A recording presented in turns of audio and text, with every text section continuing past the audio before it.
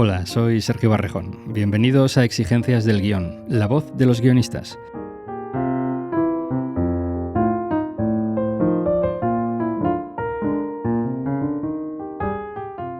Tras ganar el Goya a Mejor Guión Adaptado en 2021 con Anne, la guionista Marina Parés y el director David Pérez Sañudo adaptan para el cine Los últimos románticos, la novela de Chani Rodríguez galardonada con el Premio Nacional de Literatura Vasca.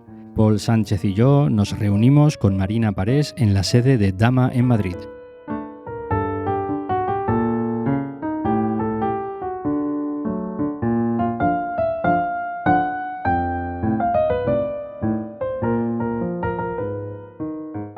Voy a empezar con un elemento que aparece durante toda la película y que ya está en la primera escena, y que es el tren. Aparece en la última escena, en los últimos momentos, y luego la presencia del tren, aunque no salga físicamente, es muy evidente durante toda la película. ¿Qué significa el tren para la protagonista? El tren para la protagonista yo creo que va cambiando de significado a lo largo de toda la película. Al principio son las posibilidades que están pasando y que nunca, así un pensamiento súper original, los trenes que no cogemos, y que poco a poco se van materializando en la idea de salir, ¿no? Porque a fin de cuentas no deja de ser una persona que está estancada en su vida, en un lugar, en un momento, y el tren de repente es como un mecanismo de salida, una línea de fuga, que es la que le permite dejar todo eso atrás. Y el tren estaba en la primera frase de la novela, si no recuerdo mal, se menciona el tren de mercancías. Podría ser. Pasa que hace tiempo que no leo la novela y ya hay un contagio muy fuerte entre el guión novela y no sé qué pertenece a qué, pero podría ser, sí. O sea que entiendo que en el proceso de adaptación, o sea, os habéis empapado de la novela y en algún momento habéis tenido que olvidarla, por así decirlo, ¿no? Sí, ha sido más un ir y volver. Sí que hicimos como una primera lectura muy exhaustiva, primera, segunda, tercera, cuarta, de estudiarla realmente, escaletear la novela, intentar sacarlo. O sea, sacar la esencia de esa novela para llevarlo al guión. Luego construimos muchísimo el guión, olvidándonos un poco de la novela, pero sí que cada tanto volvíamos a leerla para ver qué elementos podíamos rescatar o que se nos hubieran estado quedando atrás, o que pudiéramos mirar desde otro ángulo al llevar un tiempo ya de trabajo de guión. Pero sí que llegó ya un punto en el que cuando se empezó a rodar la película, o sea, en ensayo volvimos a leer la novela, y luego ya cuando empezó a rodarse la película fue decir, bueno, esto ya tiene que tener una vida propia, ya es la película en sí misma, vamos a olvidarnos de la novela. Y has dicho una cosa que me interesa subrayar, sobre todo para la gente que quizá no tiene un conocimiento así muy técnico del guión. Has dicho escaletear la novela. ¿Puedes desarrollar un poco en qué consiste este proceso, por lo menos en qué consistió en el caso de Los últimos románticos? Pues justo Los últimos románticos es una novela que tiene muchas dificultades para adaptarla, pero esto sí que venía a favor de obra. Es una novela bastante cortita, de 190 páginas, con capítulos muy cortos. Entonces lo que hicimos fue... O sea, primero un trabajo de leerla y luego de ir subrayando con distintos colores, distintas tramas posibles, que no estaban de manera evidente en la novela. Y luego fuimos capítulo por capítulo contando qué pasaba, pero en una frase. O sea, Irune habla con la vecina y se pelean. Irune va al médico. Por intentar, porque la novela no es cronológica, es una persona que reflexiona, introspectiva, que va saltando en distintos momentos de su vida, recordándolos. Entonces necesitábamos como ver ese esqueleto de la novela para entender realmente qué era lo que la estaba sosteniendo, más allá de la narración superficial, digamos. Y una vez que sacamos como ese esqueleto o esa escaleta del libro, ya empezamos a modificarla, a cambiarla, a ver qué podíamos contar, qué podíamos traer al presente para llegar a esa escaleta del guión, ¿no? De nuevo, también con frases muy sucintas y ordenaditas de qué iba a pasar y en qué orden. ¿Y estas frases en las que resumíais cada capítulo eran como post-its en un panel o como tarjetitas en un corcho? Somos más cutres, somos de Word. O sea, sí, era un Word, porque no tengo paciencia para escribir en post-it, pero me gustaría tenerla. Entonces, sí, en un Word, frase a frase, lo que sí que íbamos haciendo era cada una de esas... Es que en la novela no sé ni siquiera si se pueden llamar tramas, pero bueno, sí, digamos, de esas tramas o de esos temas... A cada una le asignábamos un color para tener de un vistazo pues la idea de la novela por dónde iban estando cada una de esas tramas, cómo se iban compensando, cómo iban de ritmo. Entonces sí, sería el equivalente al POSIT, pero en un Word. Y luego habéis intentado, digamos, una vez que teníais esa estructura, has dicho que ibais cambiando, ibais compensando las tramas, ibais adaptándola a una estructura más cinematográfica. ¿Habéis usado, aunque sea mentalmente, alguna plantilla tipo aristotélica o tipo la de Sid Field o la de Blake Snyder o algo por el estilo? ¿Tenéis como una visión así canónica de 3 actos o algo por el estilo? Sí, algo por el estilo. Sucedía una cosa también, que eso, en la novela realmente no hay una línea de acción que la vaya guiando, y sí que sentíamos que en el guión la necesitábamos. Entonces sí que cogimos una de esas tramas, que es la del bulto, ¿no? Es una mujer que se descubre un bulto y va yendo al médico, que es el único momento en el que ella estaba activa, digamos, porque es un personaje muy pasivo. Y eso sí que intentamos, más o menos, dividirlo de la manera más simple: detonante, primer punto de giro, punto medio, segundo punto de giro, clímax. Pero no de una manera obsesiva. O sea, lo teníamos como un poco como referente para poder ir metiendo todos los demás temas que aborda la película, todas esas tramas que son muy etéreas, y que nos sirviera de guía, porque si no el riesgo era que la película no tuviera un ritmo, que no tuviera una de las cosas que nos obsesionaba, que era cronología. O sea, la película son 2 semanas y está con calendario. Sí. Entonces, esta estructura en base al bulto de 3 actos muy, muy básicas, que al final creo que son 4 en realidad, sí que nos ha ayudado un poco a orientarnos a nosotros mismos, ¿no? Pero no era una estructura clásica en el sentido de decir, vale, en el primer punto de giro tiene que ocurrir algo que cambie, que el personaje tome una decisión. No, era más como un esquema, ¿no? Durante todo ese proceso en el que vais analizando la novela, la vais estudiando, la vais desgranando en tramas, en personajes, ¿hubo muchos cambios, cosas que dejasteis fuera, cosas que cambiasteis y que añadisteis que no estaban en la novela? Pues sí que hubo bastante. O sea, creo, o era el deseo y era la esperanza, que el guión sí que es bastante fiel a la novela y a todo lo que va planteando, pero en esencia, no tanto en cómo se cuenta, por lo mismo, porque son todo pensamientos de un personaje. Entonces esto nos obligaba de manera automática, o sea, de las primeras decisiones que tomamos a la hora de adaptar, era que queríamos que la película fuera entera en presente, porque habría otra opción, que era poder irnos a flashback o ir haciendo como una historia de vida de este personaje. No queríamos esto. Entonces ya esto automáticamente hacía que todo lo que fuera pasado, todo lo que fuera recuerdo, cayera. A no ser que fuera a través de diálogo o a través de fotografías, a través de elementos visuales que están en la casa, que tienen muchísima presencia en la película. Entonces esto hizo que cayeran muchas cosas y muchas ideas que eran preciosas, que hasta último momento intentamos meter de la novela para narrar este paso de tiempo, esta detención en el tiempo, pero que luego no supimos meter en la película o quedaba forzado porque nos habría otros temas. Y luego sí que hubo otros elementos que metimos, porque en la novela ella está fundamentalmente sola y no habla con muchísima gente. En la película tampoco es que sea el personaje que más dialogue de la historia del cine, pero sí que necesitábamos que de alguna manera se comunicara. Entonces hubo varias decisiones para traer un entorno social a este personaje que nos obligaba a hacer cambios estructurales respecto a la novela. Uno de ellos es, por ejemplo, no hago spoiler, pero hay una relación con una vecina que en la novela ya esa relación arranca rota, por decirlo de alguna manera. Ya no se hablan. Es la relación con Paulina. Paulina, justo. Claro, en la película, de repente, y por esta necesidad de traerlo todo al presente, pensamos que la relación con Paulina, con la vecina, sería más interesante que estuviera presente en la película y que pudieran hablar. ¿Por qué?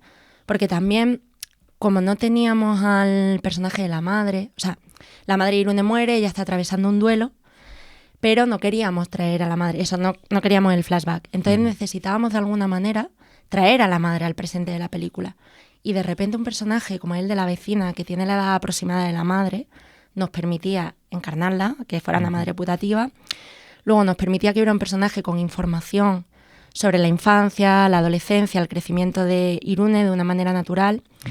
Y otra cosa que nos interesaba muchísimo, que son como las relaciones obligadas de alguna manera. O sea, Irune es una tipa extraña, le cuesta mantener sus amistades, pero de repente esta mujer es la vecina y están puerta con puerta. De alguna manera sí que han creado este vínculo. Entonces, por enfadadas que estén, por faenas que se hayan hecho, por tensa que esté esa relación por motivos externos, van a tener que seguir estando juntas. Y esto pensábamos que solo nos lo podía dar la vecina.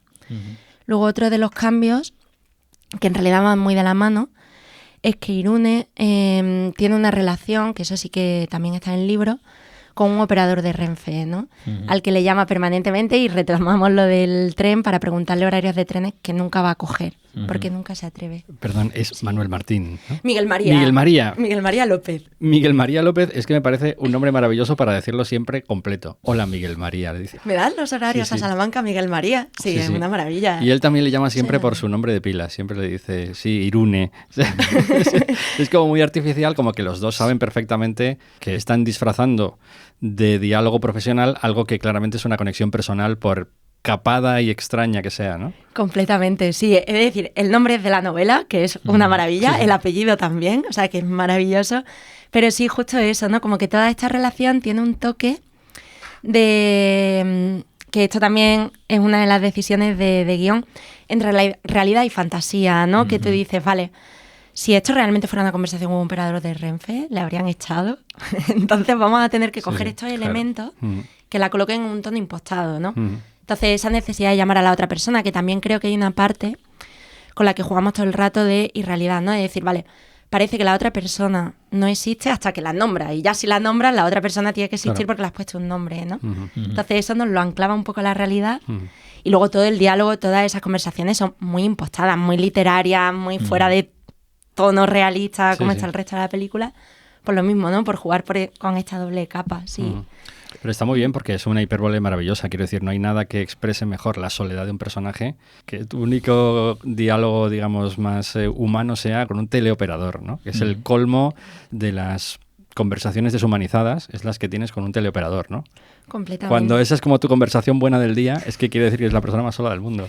Claro, y le puedes contar todas tus preocupaciones de verdad, ¿no? Total. Camuflándolas de otras cosas porque ni siquiera así te atreves a comunicarlas. Claro. Pero sí, es eso, es como una voz, que era como nos lo planteábamos siempre, es una voz sin cuerpo y por eso ella se va imaginando distintos cuerpos, ¿no? Porque realmente no es una persona, es casi eso, su proyección, su deseo de que haya alguien al lado escuchándola. Claro. Todo eso venía, ¿es idea vuestra o venía mucho de la novela? Lo de que se imagine... No, esto es idea de guión porque teníamos un problema que era como muy pedestre, ¿no? Muy de... Vale, ella tiene esta relación con el operador de Renfe, que en la novela sí que hay apuntes de diálogo. Pero, claro, en la película necesitábamos desarrollarla un poco más.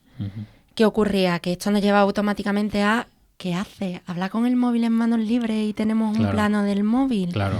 Habla por el móvil, hacemos que haya de alguna manera un montaje paralelo en la que le vamos a uno hablar y a otro desde una estación, desde un call center respondiendo. Se iba de código, ¿no? Entonces, pensando, decíamos, bueno, ¿y qué ocurre si eso, si como es una voz y ella está sola, lo que decías antes, ¿no? Está físicamente sola, ella se imagina un cuerpo al lado, que sea la que le esté dando, el que le esté dando las réplicas, ¿no? Pero ni siquiera le haya preguntado nunca cómo es, que ese es un paso importante en la película, ¿no? Y esto también nos resonaba mucho con ella, con el cuerpo, con el bulto, ¿no? En la novela sí que hay una parte importante de reflexión sobre el cuerpo, porque a fin de cuentas es eso, ella está convencida de que en el pecho tiene un enemigo que la va a matar, ¿no?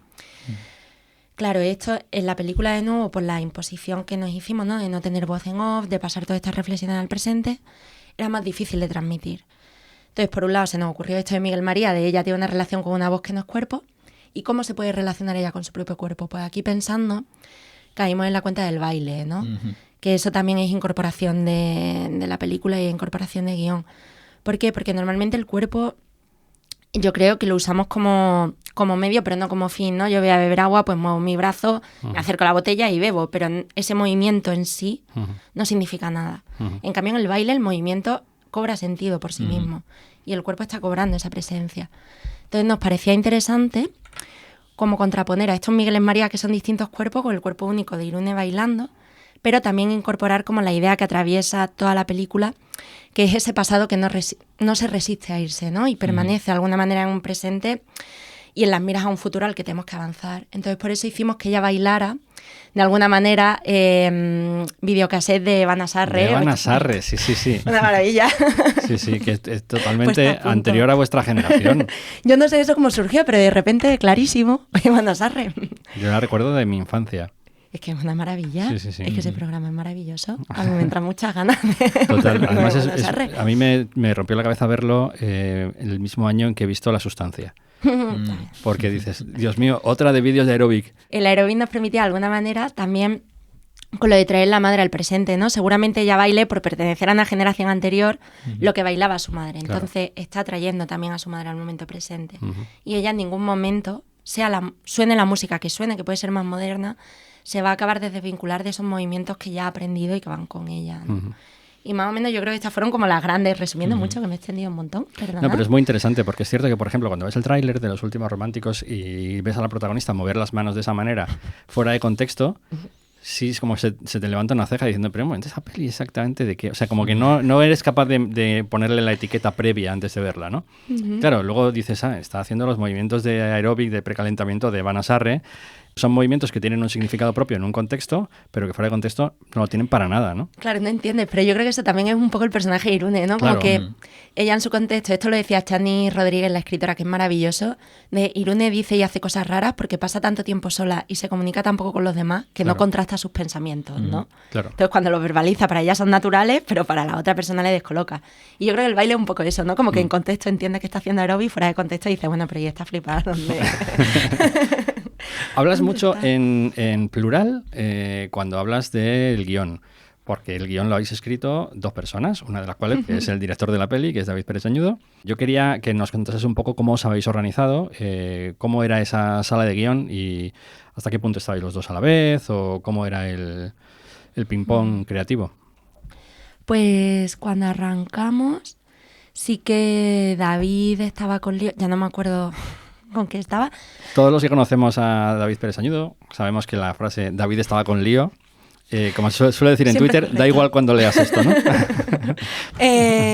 Sí, entonces sí que hicimos, pero yo creo que fue como un poco que fue de estas decisiones que no fueron decisiones, que fueron por las circunstancias, pero que creo que el proyecto se ha visto beneficiado, que el de primera no se pudo poner tanto. Entonces, como este primer trabajo de leer, escaletear y proponer una nueva estructura, sí que lo llevé yo un poco más. David se lo iba leyendo, iba peloteando, pero según recuerdo, porque ya hace 3 años de esto, o 2, él iba dando nota ya no sobre la novela, no sobre la adaptación, digamos, sino sobre el tratamiento.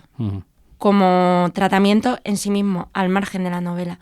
Y creo que eso es muy enriquecedor porque de repente teníamos las dos visiones del proceso de adaptación de manera simultánea, ¿no? Luego ya a partir de ahí sí que hice como una primera versión dialogada y ya David, a partir de esa primera versión, sí que empezó a pelotear más y ya sí que se sentó a escribir un poco más. Y entre los dos así hicimos 3 versiones.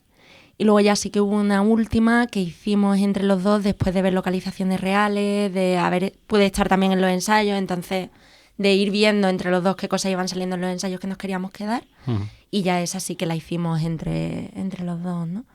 Más o menos fue así el proceso. Y dices que esto fue hace 2 o 3 años, o sea, todavía estabais un poco en el aftermath de El Goya. Justo nos lo encargaron. Claro, este proceso, o sea, esta película salió porque Olmo Figueredo de La Claqueta vio los Goya en 2021 y al oírme hablar a mí, por lo que sea, dijo, tú muy vasca no eres. Algo me dice. Algo me dice que... Entonces ya hablamos con el David y yo. Dijo, mira, tengo los derechos de esta novela, de Los Últimos Románticos, que es una escritora vasca, que queremos hacer una coproducción con Irusoin, que es una productora de San Sebastián. Y de repente vosotros sois vasco-andaluces en el propio equipo. Entonces tiene mucho sentido que si os apetece os suméis a este proyecto. Porque 8 apellidos vascos ya está hecho. Eso es. Entonces el vasco andaluz nos va a servir para otra cosa ahora. Para otra cosa, ahora ya de gente que habla poco y es poco expresiva. Y para aquel entonces ya tenía el premio nacional Chani Rodríguez. ¿Es premio nacional de literatura vasca? De literatura vasca, sí, el premio Euskadi de literatura. No, creo que surgió... me da cosa decirlo ahora con contundencia porque de nuevo lío mucho estas cosas, pero yo creo que ya sucedió durante el proceso de escritura, que no llevábamos mucho, pero que sí que ya estábamos en el proyecto. Qué maravilla, sí, estar trabajando, ¿no?, en un desarrollo de una novela y que le den un premio nacional. Sí, hombre, es una maravilla, es una maravilla. Sí, ¿Y vosotros sí. cómo habéis vivido, digamos, el encarar una nueva adaptación partiendo de ser los ganadores del Goya a Mejor Guión Adaptado? ¿Había como una presión ahí de tenemos que estar a la altura de Anne o todo lo contrario? ¿O había como una alfombra roja extendida de haced lo que queráis que sabemos que ganaríais un Goya? Y ya está. Bueno, creo que esa respuesta también es como el significado del tren, ha ido cambiando con el tiempo. Ya. O sea, sí que de primeras a nosotros nos alucinó casi, o sea, ya había sucedido con otro proyecto antes, pero que nos llamaran porque querían que curráramos nosotros con alguien. Era como, pero nos vais a pagar, pero esto es el desarrollo, ¿cómo va? Entonces, eso primero fue como de alucinar, pero luego sí que ha habido como momentos, ¿no? De primeras sí que te da como un punto de decir, bueno, pues ya está, que la primera película haya ido muy bien, nos da como ese colchón de poder partir de un lugar más seguro, pero no lo tenemos que tener en el horizonte de expectativas, ¿no? Esto ha sucedido así, pues para que algo funcione tienen que converger tantos factores de los que una tiene el control de muy pocas cosas, ¿no? Que al final es hacer tu curro lo mejor que sepas. Luego saldrá mejor, saldrá peor, porque interviene mucha gente y luego a la hora de conseguir premios, reconocimiento, no es solo el trabajo de tu película, sino que es que han hecho los demás. Hay películas que calan mejor un año que otro. Entonces intenta desvincularte. Evidentemente esta es la respuesta razonada después de mucho, de 3 años. Pero claro que hay presión, claro que hay expectativas, claro que hay muchísimos miedos. Os gustaría recoger un Goya, a ser posible, en un teatro, ¿no? No en el salón, en una habitación de hotel como en 2021. Mira, molaría. No, bueno, no, ya fuera de bromas, lo que tenga que pasar, pasará, ¿no? O sea, suena muy, no sé, como muy Mr. Wonderful, pero sinceramente lo creo. Yo creo que lo que mola es poder seguir trabajando, ¿no? Y que puedan seguir llegando proyectos y que de alguna manera, y creo que, por ejemplo, el resultado de esta película está, ¿no? Que te den confianza desde producción, ¿no? O el equipo, o también confianza mutua entre David y yo como guionista, en mí de él como director, en él como director de mí como guionista. Como tener ese ambiente de confianza para poder arriesgar más. Yo creo que eso sí que es lo bueno de todo. Luego ya, pues bueno, ojalá recoger premios está guay, ¿no? O sea, nos vamos a ponernos estupendo. Pero creo que no debe de ser la meta porque entonces ya dejas de estar contigo misma o en esa idea de que tu trabajo sea lo mejor posible para poner expectativas ajenas que no controlas. Claro. Y creo que eso, por lo menos hablo por mí, te lleva a unas inseguridades, a un malestar, a una ansiedad, que no te lleva absolutamente nada bueno, ¿no? Y de nuevo, es que es algo que no puedes controlar, ni creo que un premio... O sea, también esto suena como muy fácil de decirlo, ¿no? Pero a mí siempre ha habido algo extraño de antes de todo, de que se premien películas, o sea, como de hacer competir películas, ¿no? Que dice, bueno, pues este año ha ganado el Goya la mejor película esta, pero igual a mí la que más me gusta ver a otra, ¿no? O es que no podría compararlas porque son propuestas radicalmente distintas. Entonces, ¿por qué una lo merece más que la otra? No. La versión del guión que hemos leído es una versión bilingüe. ¿Cómo es el trabajo de escribir en 2 idiomas? Me refiero, ¿hacéis una versión en euskera, luego una en castellano? ¿Cómo lo trabajáis? Vale, yo mucho euskera no sé. No sé si no me apunta a euskera, pero tengo medio A1, entonces no me da para escribir guión. Escribimos en español y luego ya cuando tuvimos una versión 3, que fue, digamos, la que usamos para financiar, antes de esta que os comento, que esa es la 4, de hacerlo con localización reales, con ensayo, sí que la mandaron a traducir. Entonces se hizo pues una traducción de todo el guión al euskera e hicimos el sistema de doble columna, ¿no? Para que hubiera el texto original en español y en paralelo la columna en euskera. David sí que sabe euskera, entonces él sí que podía de alguna manera, junto con toda la fe a los traductores, ¿no? Que sí que nos preguntaban dudas de, oye, esto estamos respetando el significado, pues él podía tenerlo junto con los actores luego ya más adelante, o los productores y Rusen que sí que lo hablaban, como poder comparar que realmente se estuviera manteniendo la esencia.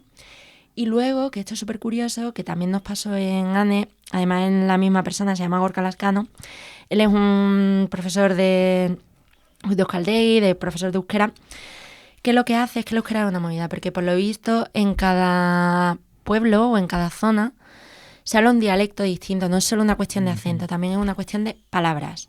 Y de, no sé si llega tanto como a estructuras gramaticales, pero así un poco hablando con él me dijo, mira, pues entre un euskera y otro puede haber la misma diferencia que entre catalán y español. O sea, que son diferencias significativas. Entonces él, lo que se encargaba de hacer, que ya él entra en ensayos, es que haya coherencia dentro de lo euskera de los personajes. O sea, por ejemplo, en el caso que hablábamos de la vecina, ¿no? De Paulina. Paulina tiene un hijo que se ha criado en el mismo barrio que Irune, entonces, por ejemplo, que ellos dos tengan euskeras distintos no tendría sentido. Igual con un compañero de la fábrica, pues puede tener un euskera distinto porque viene de otro lugar, ¿no? Entonces él se encarga un poco de eso, de equilibrar estos euskeras, de trabajar con los actores y también con nosotros en ensayos para irnos proponiendo cambios de diálogo, ir viendo cómo puede sonar más natural. Entonces sí que conlleva como ese trabajo extra al pasarlo a otro idioma. Qué guay. Y hablando de guión, creo, no lo he contado, pero la palabra que más me parece que se repite es la palabra o la expresión está sola. Porque es una, lo comentabais antes un poco por encima, es una película sobre una mujer que está muy sola y que era muy inactiva, que antes también lo has comentado un poco. ¿Os daba un poco de vértigo un personaje a priori tan poco interesante desde el punto de vista de lo más clásico de guión, de un personaje quiere algo y va a hacer algo? Sí queda vértigo, pero también es el reto, ¿no? O sea, porque, de nuevo, leyendo la novela era como, yo creo que el gran reto de la adaptación, de tener eso, un personaje pasivo, porque realmente lo que hace es eso, de nuevo, la esencia del personaje, ¿no? Es lo que estás contando, es una mujer que está sola y está atascada. Y es incapaz de moverse por sí misma porque si supiera salir de ese pantano que ella misma se ha creado, de esos muros que ella se ha creado, no estaría ahí. Entonces, por naturaleza tiene que venir de fuera, ¿no? Que encima es hipocondríaca, que no comulga con ninguna causa del todo. Entonces, sí que era el vértigo, pero era el reto. También había películas pues que de repente nos orientaban, o sea, que ya lo habían hecho. Pues, por ejemplo, no se parece, pero sí que tiene un poco esta idea de personaje, el de 2 días, 1 noche, de los hermanos Dardenne, que Marion Cotillard, que es un personaje que le han despedido porque estaba deprimida y ahora cuando está saliendo de la depresión tiene que volver a recuperar su puesto de trabajo, pero su salario se lo han dividido entre los demás compañeros, ¿no? Entonces ella casi que no quiere hacer nada y tienen que ser el resto de los personajes los que vayan tirando de ella, ¿no? Entonces sí que teníamos referentes, pero sí que hubo que hacer como un trabajo muy fuerte. Aquí de nuevo viene lo de la estructura del bulto, ¿no? Como decir, vale, ella igual donde puede ser más activa es en ese ir al médico. En ese ir enfrentándose a esas pruebas, pues vamos a tirar de esa parte de personaje que busca algo, aunque no sea un querer algo en un sentido clásico, ¿no? Porque al final también, aun yendo al médico, es pasiva. Ella no puede hacer nada por cambiar su diagnóstico, ¿no? Lo que tenga de que hecho, ser, de hecho tarda varias semanas en ir al médico, ¿no? En decidir ir al médico. Eso es, claro, y es su primera gran decisión, ¿no? Y eso es lo que sirve un poco como detonante / primer punto de giro, ¿no? El tomar las riendas de la situación sobre la enfermedad. Luego también nos permitía, en la fábrica hay una huelga, entonces cómo ella se va integrando con los huelguistas, no es que sea exactamente activa, pero sí que ella va teniendo que hacer parte activa por socializar y rodearse de ese grupo. Entonces era como ir buscando dentro de un personaje que es fundamentalmente pasivo, fundamentalmente anticlimático, ¿no? La película es todo el rato anticlimática, bueno, casi todo el rato, como ir buscando esos resquicios de actividad, ¿no? Y también ir planteando toda la película como tiempo pausado, cosas muy pequeñitas, muy de baja intensidad para que al final todo pueda estallar, ¿no? Y venga como ese hálito de vida. Pensábamos que era como una estructura que nos podía beneficiar, pero sí que da vértigo, pero está guay. Está guay. Y claro, estalla y hay un momento climático con un baile, que antes has mencionado también la importancia del baile para el personaje. Ese baile, claro, me imagino que no estaba en la novela. ¿Cómo llegasteis a esa decisión? Y a la decisión de la música, que creo que no estaba en guión, ¿no? Al menos en la versión que hemos leído no estaba. De la música, bueno, eso sí, el baile no está en la novela. Y de hecho se lo comentamos a la escritora y a ella le pareció muy bien, pero al principio sí que le descolocó un poco porque era como, no, Irune no baila. Pero bueno, eso vino de toda la reflexión del cuerpo. Pero sí que había algo por guión como de la idea de que la vecina, eso, Irune baila a Ivana Sarre y la vecina, Paulina, que es la persona que le va a abrir un poco también las puertas a la vida, le enseña una canción pop más contemporánea, pese a ser ella mayor. Esa idea sí que estaba esbozada, ¿no? Y que al final de guión bailara con esa canción pop, con los pasos de Eva Nassarre. Uh-huh. La canción en sí no, y a mí me parece está feo decirlo, pero a mí me parece que es una maravilla que han hecho, uh-huh, que ha hecho la compositora con la cantante. ¿Se ha hecho para la película, la canción? Se ha hecho, es original. Qué guay. Me parece un temazo. Sí, porque estaban viendo como cuál podían usar. Al fin dijeron, mira, hacemos una, uh-huh, la creamos para la película y yo creo que ha sido como de los grandes, uh-huh, aciertos, en mi opinión. ¿Cómo vino? Pues realmente vino. A mí uno de mis finales favoritos de películas en general. O sea, hay varios, pero uno que me gusta muchísimo es de Bot Hadal, de Claire Denis. Ay, no lo he visto. Que mola muchísimo porque es Denis Lavant, que tiene como una fisicidad muy particular, uh-huh, que de repente al final es como un militar que en pleno proceso de descolonización de los franceses se quedan anclados, no recuerdo si era Argelia, en una misión que nunca llega, ¿no? Uh-huh. Y entonces él está, por tema de sexualidad, muy constreñido a lo que se espera de él. Uh-huh. Y al final de la película tiene un baile que él está solo en una discoteca y es un baile liberador, ¿no? Uh-huh. Entonces a mí esta imagen me gusta muchísimo. También me gusta muchísimo la idea que hay de baile en la película de Yorgos Lanthimos que se llama Alps. Como que había muchísimas cosas de expresión con el baile, uh-huh, que venían de lejos, ¿no? Que no es que nosotros lo hayamos descubierto, sino que es más bien como un guiño cinéfilo que sí que queríamos mantener al final. Y sí que nos parecía que de alguna manera ese baile tenía que llegar en algún momento hacia el final de la película. Y sí que estructuralmente nos costó muchísimo encontrar su lugar para que no llegara muy pronto, uh-huh, para que no empezara a cerrar la película antes de tiempo, pero a la vez como el final es un poco... es un estallido, pero también es muy dramático, ¿no? De repente que ella se pusiera a bailar cuando acaban de pasar según qué cosas, uh-huh, nos daba miedo de que un personaje que es extraño quedara ya como pasado de rosca, ¿no? Entonces esto sí que fue como muy difícil de encontrar su punto y en guión bailó mucho y luego en montaje también cambió. O sea, uh-huh, lo colocaron... Es que no sé cómo contarlo sin hacer spoiler, ¿no? Pero ocurre una cosa muy fuerte en la película y en guión oscilaba la escena del baile antes de esa escena fuerte o después de esa escena fuerte. Uh-huh. Decidimos meterlo antes de esa escena fuerte para que precisamente ella no quedara, uh-huh, como una trasnochada. Y luego el montador, sin que él fuera consciente de estas conversaciones que había habido en guión, la ubicó después. O sea, uh-huh, como prueba. Dijo, yo creo que funciona mejor porque uh-huh, a nivel emocional te lleva. Y toda la razón del mundo. O sea, que es curioso cómo hay procesos que van teniendo ecos, sí, en, uh-huh, cada una de las partes de la escritura, entre comillas, de la película, ¿no? Uh-huh. ¿Hay algún otro cambio que he detectado al leer el guión? Por ejemplo, la primera escena, las primeras líneas del guión hablan de un papel que está volando en el aire y yo creo que en la película eso no estaba. En la película no está, no, se rodó. Sí, la película arrancaba por guión y por rodaje con un papel de la fábrica que caía en un charco, uh-huh, y se manchaba, que era un poco metáfora del cuerpo de Irune. Lo rodaron, pero luego ya es verdad que David desde rodaje decía, yo esto no acabo de verlo muy claro, ¿no? Porque de repente subrayar con una metáfora algo que vamos a estar viendo e igual sobrecarga. Uh-huh. De nuevo por la obsesión que teníamos, ¿no? Como de ir equilibrando estos dos niveles de realismo puro, uh-huh, y lo más onírico. Uh-huh. Entonces él ya tenía esta intuición y luego efectivamente a la hora de montar es que no funcionaba. O sea, no lo veías y no, porque era subrayar, era meter ya un código, eso, más simbolista, más manierista, uh-huh, de lo que luego la película iba a ser. Es decir, bueno, si es que ya lo estamos contando con las imágenes, ¿no? Con este plano de ella sola caminando. Uh-huh, de repente además tener que hacer un inserto...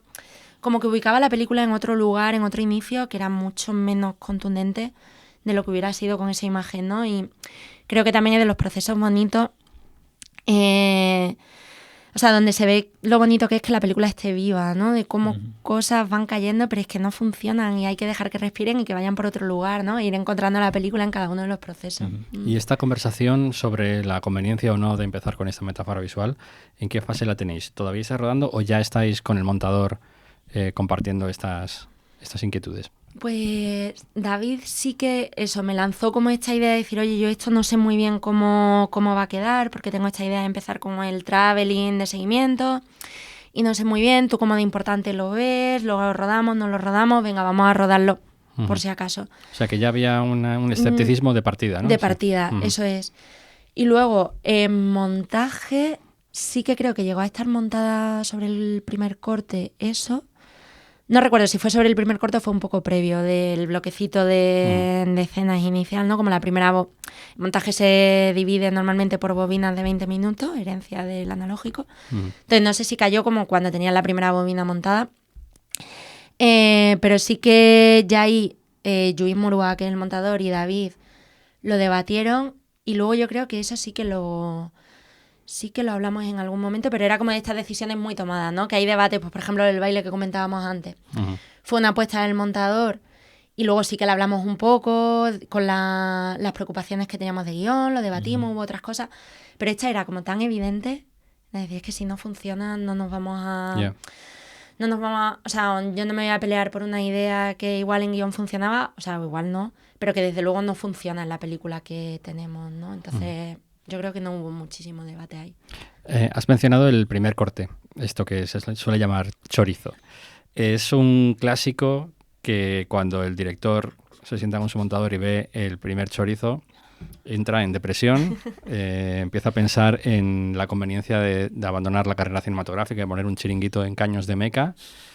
Quería saber si tú, como guionista, también tienes esa sensación o simplemente ves un material en crudo que necesita ser cocinado todavía. A ver, por parte. Al sí que haber empezado en la parte de montaje, sí que creo que de alguna manera te prepara como para... Igual que no todo el mundo sabe leer guión, creo que no todo el mundo sabe el montaje, porque efectivamente es algo como muy crudo, en el que todavía estás viendo como un esbozo de la película que será. Entonces, si no estás acostumbrado, yo creo que sí que es más fácil que te lleven las manos a la cabeza y digas, madre mía, eso, nos vamos a montar un chiringuito. Pero esa resistencia sí que te la da. Y luego ocurrió otra cosa, que es que la película se rodó en 2 momentos. O sea, el grueso del rodaje fue creo que en febrero y marzo, pero luego había una semana extra que rodar en mayo. Entonces sí que se hizo como un primer montaje incompleto porque faltaba rodaje para ver por dónde iba. Y ahí sí que fue lo complicado porque hubo que tomar decisiones de reescritura de guión, de volver a rodar sobre un montaje que todavía era un primer corte. Y eso sí que fue más que depresión, confusión, diría, porque todavía no sabes, o sea, esta vez dice, vale, esto no funciona, pero no funciona porque no funciona, o no funciona porque todavía no ha habido ese tiempo de reposo, de reflexión, de montaje. Pero bueno, de depresión, pues no, tampoco diría, o sea, sí que pues lo vas viendo, sí que hubo un momento de preocupación porque el primer montaje fueron como 3 horas y pico. Entonces, bueno, de ver de por dónde vamos a recortar, a ver este tiempo. Claro, era una película, creo que esto lo contaría mejor Lluís, ¿no?, que el montador, pero que era muy difícil de medir porque como ella está sola mucho tiempo y hay muchas escenas que son ella sola en casa haciendo cosas. El tiempo se presta a muchísimas opciones, ¿no? Claro, él decía, bueno, pues esto puede durar 10 segundos, que sería lo canónico de, pues ella cena, le vemos tomar un bocado de lo que sea y ya hemos entendido que está cenando y otra cosa, o nos podemos detener en, pues de nuevo, tiempo suspendido, ya está cenando y esto va a durar 4 minutos. Puedes hacer Jan Dillman y que dure 4 horas, ¿no? Eso es. Sí, pero sí que choca, o sea, la primera vez que lo ves materializado, ¿no? Y dices, vale, esto ya es la película, ¿no? Porque yo creo firmemente que en montaje pueden cambiar mucho las películas. Aunque no sea de orden estructural, pero sencillamente eso, por una cuestión de tiempo, por una cuestión de emoción en los actores, por una cuestión de ritmo, sí que te lo cambia mucho, pero sí que creo que ya es cuando la película, ¿no? En guión todavía pueden ser todas las películas, digamos, en rodaje se va concretando y en montaje ya son infinitas, pero dentro de un mundo de posibles, ¿no? Y acotado. Entonces ya es cuando te da vértigo porque dices, vale, esta es la película. Ahora habrá que encontrarla un poco mejor, ¿no? Pero ahí está, vamos a encontrarla mejor posible. ¿Y este proceso de montaje se ha hecho con mucha premura? ¿Notabais los perros ladrando cerca porque teníais fechas que cumplir o...? Pues sí, porque queríamos llegar a San Sebastián, que el plazo, no recuerdo, pero acababa como a finales de mayo, creo. Me suena el 23 de mayo. ¿En el que teníais que rodar las últimas escenas? Sí. Pues sí que había presión. Sí, o sea, no sé, se me ha venido 23 de mayo, pero no sé, igual ahora es el cumpleaños de alguien. No, pero creo que sí que... Era finales de mayo, principios de junio. Y eso, pues se acabó de rodar. Sí que hicieron como un montaje bastante afinado antes de rodar la semana que quedaba. Pero eso se montó, se mandó como a hacer un etalonaje previo, una premezcla para que luciera un poco para que no fuera tan desnuda al pase de San Sebastián, para que el comité lo valorara. Pero sí que fue muy precipitado y eso, la película pues se estrenó en septiembre y estaba cerrada, pues, o sea, sí que de cerrar de postpro se acabó de cerrar poco antes de San Sebastián. 2 horas, más o menos. 2 horas. Pero lo que es montaje sí que fue relativamente rápido. Sí. ¿Tu experiencia y formación como montadora te ayuda o te obstaculiza a la hora de escribir? Es que me da mucho apuro hablar de experiencia de montadora, porque... Bueno, formación. O sea, no... hombre, yo creo que sí que algo ayuda, porque lo bueno del montaje es que ves ya con el material real, después de toda la confusión del rodaje, después de todas las posibilidades de guión, ya estás trabajando con el material propiamente del cine, ¿no? Creo yo, que es imagen y sonido. Y estás contando con eso. Y luego creo que también te ayuda a perder un poco el vértigo, a cambiar las cosas de orden, ¿no? Como a ver de manera muy clara de decir, vale, la escena que era la 27 por guión podría ser la última de la película y nos está narrando otras cosas. Si cambiamos este orden de escenas, nos está dando otro significado, porque ya lo que era causa es efecto y lo que era efecto era causa. Entonces yo creo que esa permeabilidad sí que te la da haber pasado por montaje, quiero creer. Pero de nuevo, esto dentro de haber estado en pañales en montaje, que seguramente un montador o una montadora con más trayectoria pueda hablar de esto muchísimo mejor. Pero yo creo que sí que ayuda, hay que conocer otros procesos, ayuda a escribir mejor, ¿no? Sin duda. Marina Parés, muchas gracias por venir a Exigencias del Guión y mucho éxito con Los Últimos Románticos. Muchísimas gracias a vosotros. Paul Sánchez, hasta la próxima. Hasta la próxima. Gracias.